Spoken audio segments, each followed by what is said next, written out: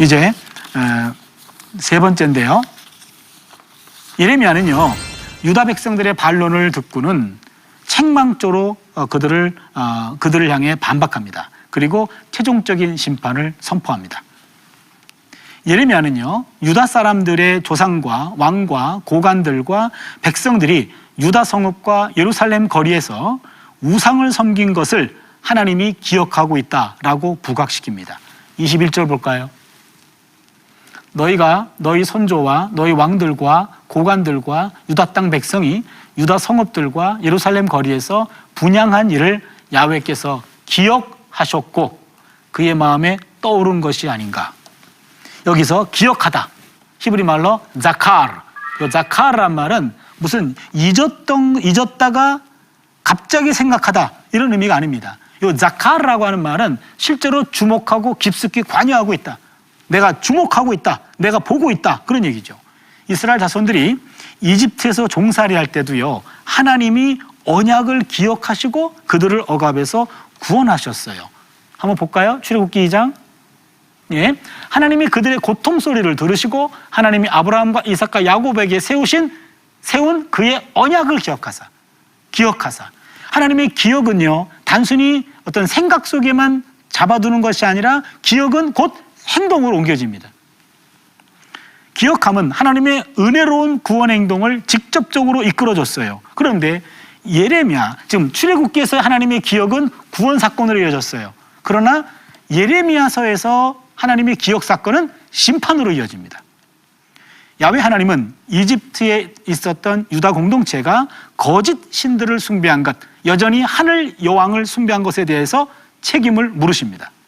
그들은 우상을 섬길 뿐만 아니라 야훼의 목소리에 순종하지도 않았고 야훼의 율법과 규례와 권고를 행하지 않았기 때문에 그들에게 재앙이 들이닥치는 겁니다. 22절, 23절. 야훼께서 너희 악행과 가증한 행위를 더 참을 수 없으셨으므로 너희 땅이 오늘과 같이 황폐하며 놀램과 저주거리가 되어 주민이 없게 되었나니 너희가 분향하여 야훼께 범죄하였으며 야훼의 목소리를 순종하지 아니하고 야훼의 율법과 법규와 여러 증거대로 행하지 아니하였으므로 이 재난이 오늘과 같이 너희에게 일어났느니라. 유다 역사에 대한 해석이 전혀 다릅니다. 백성들은 국가 멸망 원인을 우상 숭배 제거에서 찾았고 예레미야는 우상 숭배 때문에 나라가 망했다고 얘기합니다. 전혀 역사를 보는 눈이 다릅니다. 그러나 유다 백성들은요, 자신들이 서원한 것을 그대로 지키겠다고 끝까지 고집합니다. 25절 보세요. 우리가 서원한 대로 반드시 이행하여 하늘의 여왕에게 분향하고 전제를 드리리다. 야, 참 고집스럽죠? 이 분위기가 지금 파악되나요? 유다 백성들은요, 정말 고집스럽습니다. 목이 곧고 아주 마음이 완고한 상태가 되어버리고 말았어요. 이들의 고집은 돌이키기에 이미 늦었습니다. 그래서 이제는 예레미야는 각자 갈 길을 가고 그 결과를 스스로 책임지는 일밖에는 남는 것이 없다라고 얘기하며 너희 서원을 성취하며 너희 서원대로 이행하라 라는 비꼬는 투로 말하며 더 이상 권고하지 않습니다. 그리고는 그들에게 마지막으로 심각한 결과만 말해줍니다. 이집트에 거하는 모든 유다 사람들은 칼과 기근으로 망하게 될 것이다. 이게 예레미야의 지금 마지막 메시지입니다. 여기서 우리가 주 야훼의 살아계심을 두고 맹세하노라 하는 자가 없으리라 라는 표현을 통해서 심각한 심판의 심각성과 확실성을 강조하고 있습니다. 원래 이렇게 주 야훼의 살아계심을 두고 맹세한다라고 하는 말은요, 이런 맹세 양식은 이건 구원 선포를 얘기하는 거예요. 그러나 이집트에 있던 사람들은 하나님의 구원 선포에 참여할 권리가 이제는 없게 됩니다. 이제 그들은 이제는 심판에 머물 수밖에 없게 되는 거죠. 그래서 마지막에 28절 본문에 이제 이렇게 얘기합니다. 그런즉 칼을 피한 소수의 사람이 애굽 땅에서 나와 유다 땅으로 돌아오리니 애굽 땅에 들어가서 거기에 머물러 사는 유다의 모든 남은 자가 내 말과 그들의 말 가운데 누구의 말이 진리인 줄 알리라. 여기서요, 이제 이집트가 망할 거라고 예언했죠. 그런즉 칼을 피한 소수의 사람이 애굽 땅에서 나와 유다 땅으로 돌아오리니, 이거는요, 최소한 남은 자가 있을 것이다 라는 말보다는요, 지금 엄청난 심판을 당해서 몇 사람이 이제는 소수의 남은 자가 돼가지고 이 참상을 증거할 사람들입니다. 그들이 뭐라고 얘기하냐면 바로 유다의 남은 자가 내 말과 그들의 말 가운데 역사를 보는 눈이 달랐어요. 우리가 우상을 숭배했기 때문에 나라가 망했다? 예레미야의 말이죠. 우리가 우상 숭배를 금했기 때문에 나라가 망했다? 백성의 말이죠. 누구의 말이 진리인 줄 알리라. 누구의 말이 진리인 줄 알지라. 이게 예레미야의 마지막 선포가 됩니다. 여기 28절에는요, 실제로 주전 568년에 발생했던 바벨론 왕 느부갓네살의 이집트 침공 사건과 바로 연결되고 있습니다. 그러니까 이 말은 무슨 말이냐면, 예레미야는 느부갓네살이 이집트를 침공함을 바로 야훼 하나님께서 심판하기 위한 도구로 해석하고 있는 겁니다. 이것도 놀라운 고백이에요. 그러니까 예레미야는요, 예루살렘의 멸망도 바벨론을 심판의 도구로 사용하신 야훼 하나님의 역사 개입이고, 이집트 땅에 있었던 이집트의 어떤 그 세력도 무너뜨린 것은 바벨론에 있는 느부갓네살을 심판의 도구로 사용하신 하나님의 역사 개입입니다. 철저한 하나님 중심 역사관을 갖고 있는 거죠.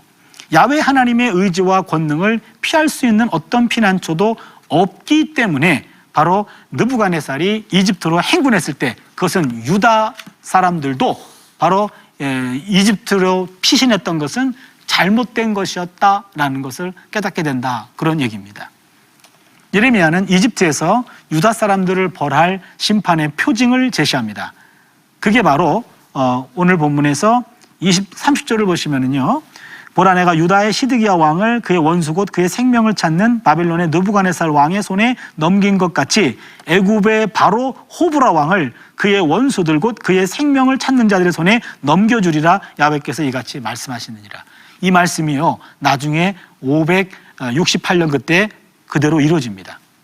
이걸 통해서 하나님이 이집트의 왕을 이렇게 이집트 왕 호브라를 적에게 넘겨준 것 같이 이집트에 있는 유다 백성들도 심판을 당하리라. 이것이 예레미야의 마지막 설교죠. 그럼 오늘 말씀을 한번 정리해 보면요, 예레미야 44장은요, 구약 성경 전체에서 야훼께 직접 반항을 보인 강력한 경우 중에 하나입니다. 하나님 예레미야를 통해서 말씀을 주셨을 때 백성들이 집단적으로 모든 남자, 모든 여자, 모든 백성이 돌고 일어나가지고 우리는 당신 말을 듣지 않겠습니다 라고 얘기합니다. 이 44장은 이집트에 잔존했었던 유다 사람들에게 이 말 피할 수 없는 심판을 강조하고 있습니다. 예레미야는 이미 80세가 넘어가는 시대였기 때문에 568년에 이 예언이 성취가 되었을 때는 아마도 예레미야는 이 땅에 없었을 것 같습니다. 아무튼 44장은 우리가 예레미야의 음성을 들을 수 있는 마지막 부분입니다. 동족들과의 싸움, 그리고 이 싸움에서의 실패가 그의 인생의 마지막까지 동반하게 되죠.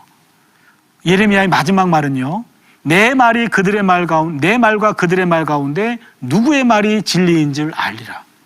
예레미야는 하나님으로부터 받은 자신의 소신을 끝까지 포기하지 않았습니다. 예레미야가 이집트까지 끌려오게 된 것은요, 본인이 원한 것이 아니었습니다. 예레미야는 본국에 남아 있어서 지금 남아있는 유다 나라 재건하기를 원했습니다. 그러나 소수의 사람들이 이집트로 도망가면서 예레미야까지 끌고 갔습니다.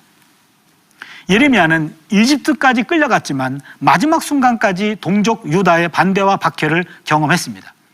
예레미야 예언활동 초기에 선포했던 내용과 마지막에 선포했던 내용이 서로 일치합니다.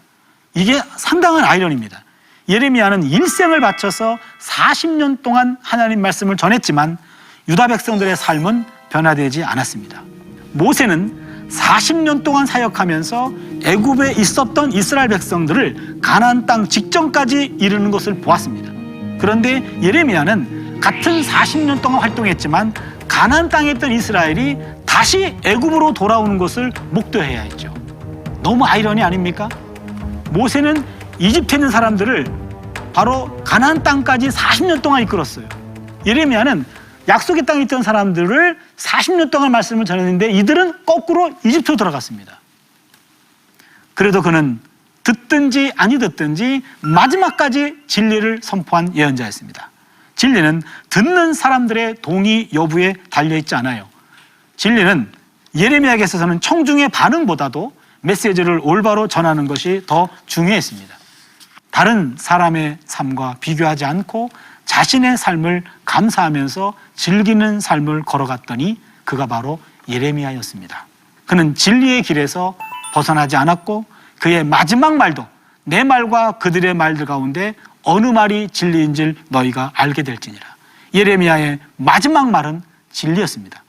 예레미야에게서 마지막 단어는 진리였습니다. 우린 예레미야에게서 진리의 영성을 보게 됩니다. 한평생 하나님의 말씀이라는 진리 하나만을 갖고 80평생을 살아냈던 예레미야. 바로 그 예레미야의 삶은 진리의 영성으로 인도되었던 삶이기에 세상이 알 수 없는 기쁨과 즐거움이 그 내면에 있었습니다. 여러분, 우리의 삶도 우리 신앙의 선배 예레미야와 같은 이런 진리 하나의 진리만을 따른 평생 변함없는 그런 길을 걸어갈 수 있다면 우리도 예레미야에게 주어진 그 기쁨과 보람을 함께 느낄 수 있지 않을까요? 오늘 진리의 영성, 예레미야의 마지막 말씀 44장 말씀으로 예레미야의 영성을 찾아서의 여행은 이제 마치게 되었습니다. 이제 예레미야가 마지막 말씀했듯이 저도 여러분에게 마지막 말씀을 드릴 시간이 됐네요. 9번에 걸친 예레미야 영성 얼마만큼 우리 기억 속에 남아있는지 모르겠습니다만 여러분 다시 한번 그 말씀을 기억하시면서 예레미야 영성을 우리 삶 속에서 하나하나 이렇게 실천해가는 그런 삶 속에 예레미야에게만 주었던 그런 즐거움과 기쁨, 그것을 함께 느낄 수 있는 우리의 남은 삶이 되었으면 좋겠습니다. 여러분 그동안 열심히 시청해 주셔서 감사합니다. 감사합니다.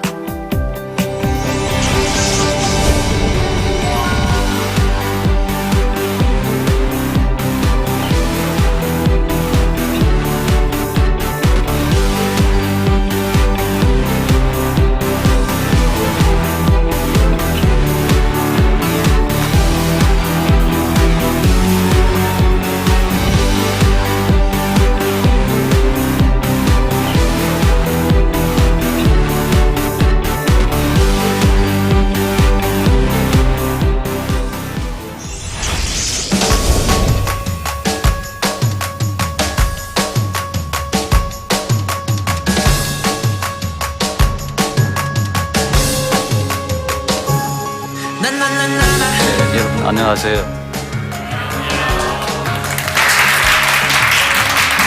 저는 서강대 철학과에서 오랫동안 철학을 가르쳤습니다. 지금은 서강대 철학과 명예 교수이고요. 그리고 짧게나마 지금 고신대학교 이사장을 맡고 있습니다.